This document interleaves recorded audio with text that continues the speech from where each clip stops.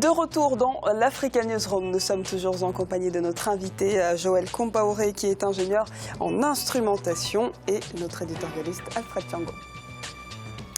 Place tout de suite à notre dossier du jour.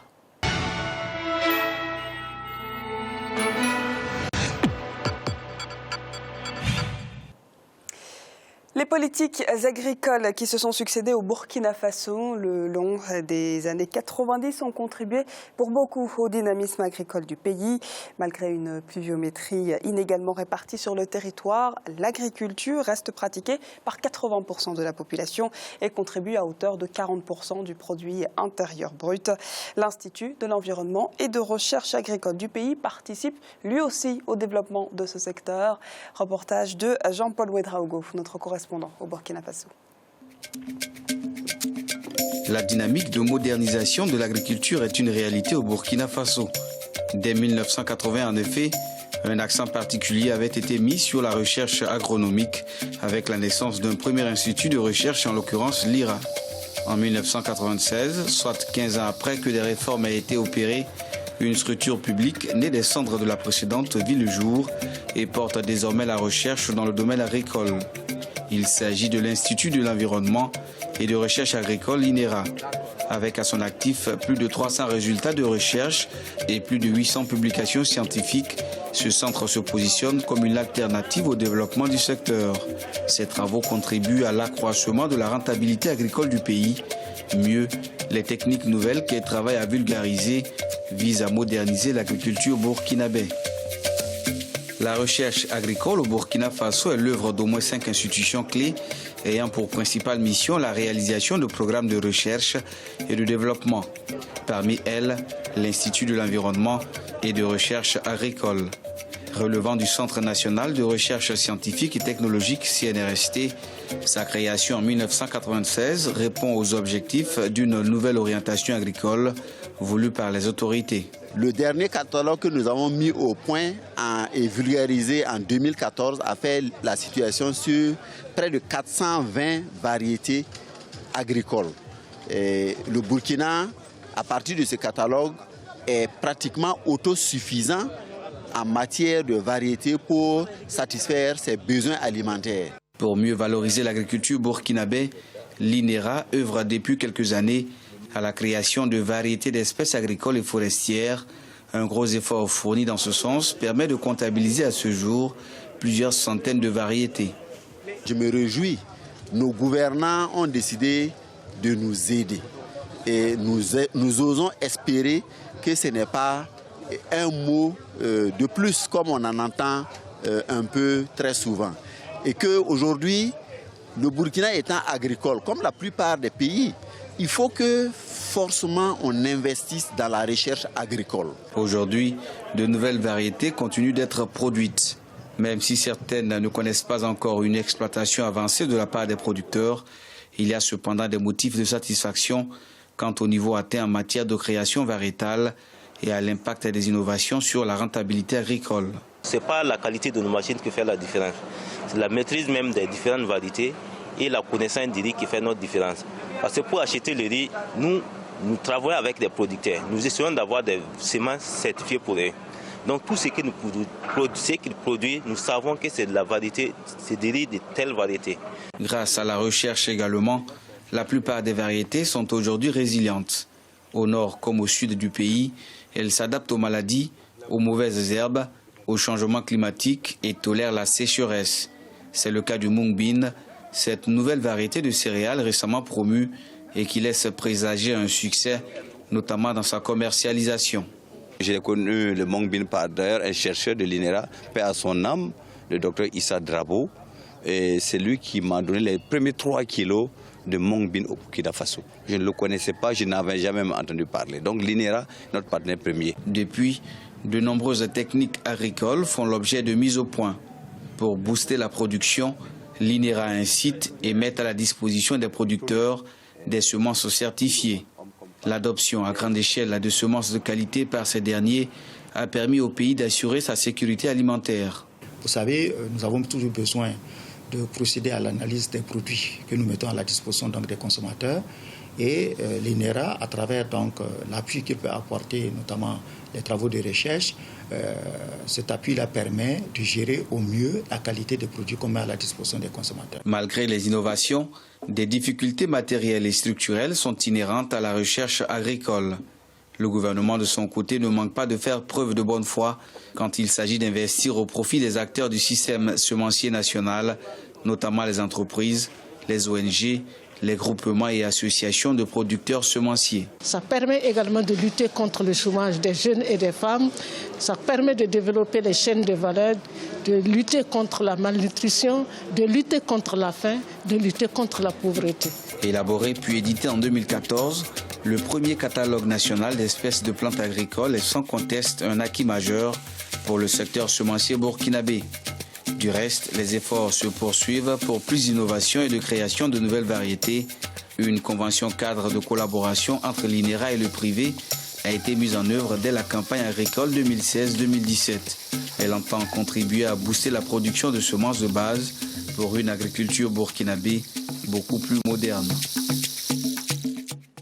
Monsieur Compaoré, qu'est-ce que vous pensez, vous, de ces institutions qui sont mises en place dans des domaines porteurs en Afrique, comme l'agriculture, et là, pour le cas de figure, c'est au Burkina Faso? Bon, moi, je dirais que les nouvelles générations d'Africains ambitionnent de porter haut le flambeau de cette Afrique qui gagne. Cette Afrique qui ambitionne et qui veut peser dans les affaires du monde.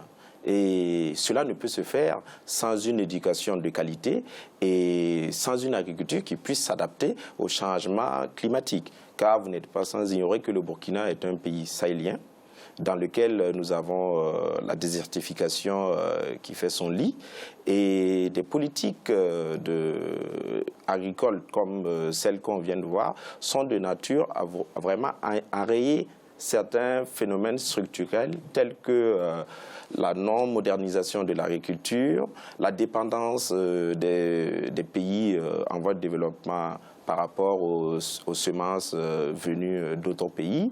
Et tout cela concourt à avoir un système agricole indépendant pour les populations cibles. Et l'INERA est une structure du CNRST et elle a su créer des variétés qui s'adaptent au sol burkinabé, c'est-à-dire un sol aride avec une pluviométrie qui n'est pas très abondante. Et d'autant plus que nous avons un décalage des saisons. Et qui mieux qu'une institution qui est basée au Burkina, qui est au plus près des populations pour pouvoir relever ces défis. Ce qui est très intéressant là-dessus, effectivement, on vient de l'aborder, c'est cette innovation qui est apportée par des Africains et pour des Africains. Avec ce type d'institution, on peut dire finalement que l'Afrique noire renoue avec sa tradition scientifique. C'est un peu l'ambition du Burkina Faso, d'après vous? Je pense que depuis les années 80, nous avons pris ce virage-là et cela ne fait que s'accentuer. Et c'est tout à l'honneur des Burkinabés. Et il faut poursuivre dans cette lancée avec une population à 80% dépendante de l'agriculture. Et le PIB du Burkina pèse pour 40%. L'agriculture pèse pour 40%.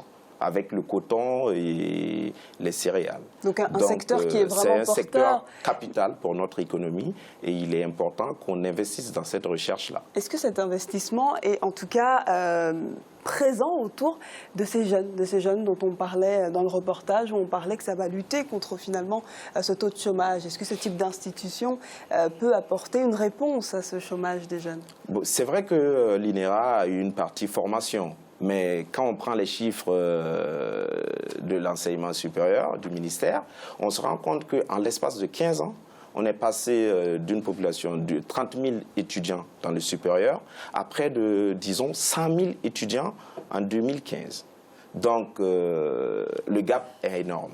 Donc, on peut avoir fait d'énormes sacrifices pour que l'éducation porte, mais on voit que les chiffres démographiques parlent d'eux-mêmes et ce n'est pas du tout évident. Mais c'est des choses à encourager. On doit privilégier et puis dire aux jeunes de partir vers l'agriculture parce que dans ces 100 000 jeunes qui sont dans l'enseignement supérieur, moins de 1% sont orientés vers la recherche agricole, la filière agricole. Ou la filière agricole. Peut-être qu'elle n'attire pas assez aussi ces jeunes. Pourquoi aucun gage n'est donné à ces jeunes? Pourtant, c'est un secteur, comme on vient de le dire, porteur en Afrique. Alfred. C'est un secteur qui est très porteur. Mais on l'a vu pendant la révolution burkinabé, que souvent c'est parti du fait du chômage très important de cette jeunesse qui a été formée, mais qui a eu cette inadéquation entre la formation donnée à l'université, à l'école, dans le supérieur, par rapport au marché de l'emploi. Et donc des secteurs comme l'agriculture n'ont pas été investis à fond. C'est vraiment... nous le disons souvent ici, vers ce secteur-là qu'il faut orienter la formation de la jeunesse. Mais ça suppose aussi qu'en amont, non seulement il y a des institutions comme l'INRA qui travaillent beaucoup pour l'amélioration de la qualité des semences, des produits agricoles, mais il faut qu'en amont aussi, qu'on ait pensé effectivement qu'on peut former des jeunes à ces métiers de l'agriculture, mais il faut leur donner les moyens de pouvoir entrer dans ce secteur-là, c'est-à-dire mettre des institutions de financement, des projets de création des entreprises agricoles, prévoir aussi la transformation de ces produits, puisque bien sûr il y a la consommation locale, mais il y a aussi une partie qui est destinée à l'exportation pour équilibrer le budget. On a dit 40% du PIB du Burkina Faso. Donc l'industrie des transformations sur place qui pourrait absorber justement cette main-d'œuvre qualifiée qui sortirait de cette filière agricole, par exemple. Je crois que c'est ça qui manque un peu parce que jusqu'à présent on est allé vers quelle formation. Mais ce n'est pas seulement le problème du Burkina Faso, c'est la plupart des pays africains. Les formations classiques, c'est-à-dire les lettres, les sciences humaines, la sociologie, la philosophie, scientifiques, mais scientifiques non pas agricoles. Donc ce qui fait effectivement qu'il y a ce décalage entre ces formations-là et la réalité. Ou alors dans les nouvelles technologies de l'information et de la communication, ce qui n'est pas une mauvaise chose parce que c'est le secteur le plus porteur aujourd'hui. Et ce qui a été intéressant aussi au niveau en tout cas de l'INRA, c'est que la qualité a été vraiment mise en avant. On a des semences certifiées qui ont même été trouvées par cet organisme. Mais est-ce que ces types d'organismes peuvent mettre en place des labels, par exemple, pour essayer d'internationaliser ce qui est produit au Burkina Faso et valoriser ça à l'international? C'est déjà le cas parce que les variétés qui ont été trouvées par l'INRA sont des variétés qu'on exporte. Le Burkina, dans la sous-région, on exporte beaucoup de niébé. C'est l'INRA qui est chargé de trouver les semences. Il y a beaucoup de coopérations sous-régionales qui sont mises en place avec d'autres instituts. Je dirais que la coopération sous-régionale existe, mais il faudra quand même la renforcer. Il faut vraiment la renforcer parce que nous n'avons pas les mêmes cultures entre le Burkina et la Côte d'Ivoire, mais nous pouvons partager des méthodes de recherche. Et en cela, l'INRA est bien placé pour jouer ce rôle de locomotive parce qu'ils ont une expérience depuis plusieurs années qu'ils peuvent faire valoir. Parce que vous avez vu que Monsanto, au Burkina, le Burkina a arrêté la collaboration avec Monsanto. Notamment, ils ont arrêté le coton BT. Et le coton qui est une ressource du Burkina. Et on est revenu à une culture beaucoup plus conventionnelle. Je pense que c'est à mettre au crédit de ces chercheurs qui ont anticipé et qui regardent quelle est la courbe de production de ce coton-là. Donc, c'est une expertise dont les décideurs ne peuvent pas se passer et qu'il faut encourager. Est-ce qu'Alfred, cette expertise dont on parle actuellement est intensifiée au niveau des autres pays africains? Est-ce que cet échange est réel? C'est là où le bas blesse, justement, parce qu'il n'y a pas l'intégration scientifique et en particulier de ces expériences qui réussissent dans les différents pays africains. Il y a une sorte de morcellement, d'éparpillement, il n'y a pas de collaboration scientifique directe entre les centres de recherche comme l'Institut d'environnement et de recherche agricole du Burkina Faso, par exemple, avec d'autres centres en Afrique de l'Ouest ou en Afrique centrale, par exemple. Et pourtant, par exemple, l'INRA a des coopérations avec l'IRD ici en France beaucoup plus faciles qu'avec les pays environnants. Donc il faut une Afrique aussi de la recherche, une Afrique de la science qui travaille main dans la main pour non seulement le développement agricole de chacun des pays, avec les retombées économiques qu'on sait, mais aussi au niveau de l'intégration régionale ou sous-régionale. Ce qu'on n'a pas abordé aussi, et ce qui est important, on l'a abordé un petit peu dans le sujet, c'était la question des financements et de ces innovations qui coûtent cher. Quand on sait que les États africains n'intègrent que 0,3%, on va dire, du PIB au niveau de la recherche, c'est cette recherche finalement qui coûte cher et qui donne des résultats à long terme. Quand on pense que l'eau, l'électricité, ou il y a d'autres choses bien défaillantes en tout cas sur notre continent, difficile d'allouer beaucoup de montants à cette recherche africaine?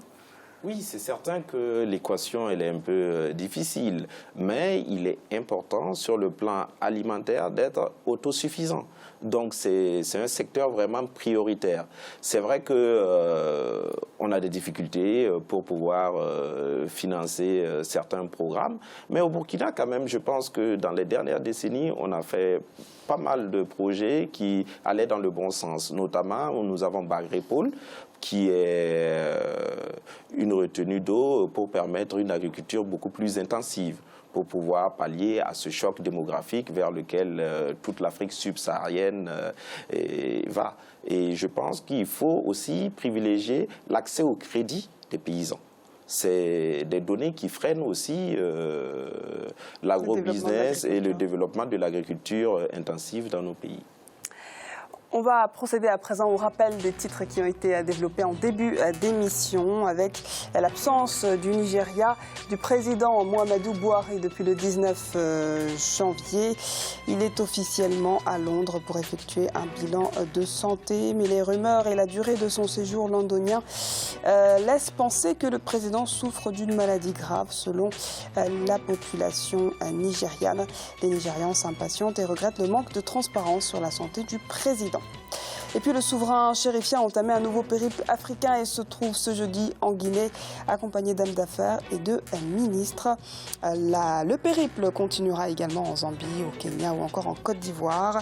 Au menu de cette série de visites, le renforcement des relations commerciales du Maroc avec ces pays, avec à la clé des signatures de plusieurs accords commerciaux et économiques. Nous allons à présent marquer une courte pause. On se retrouve dans quelques instants pour la suite de l'Africa Newsroom. A tout de suite.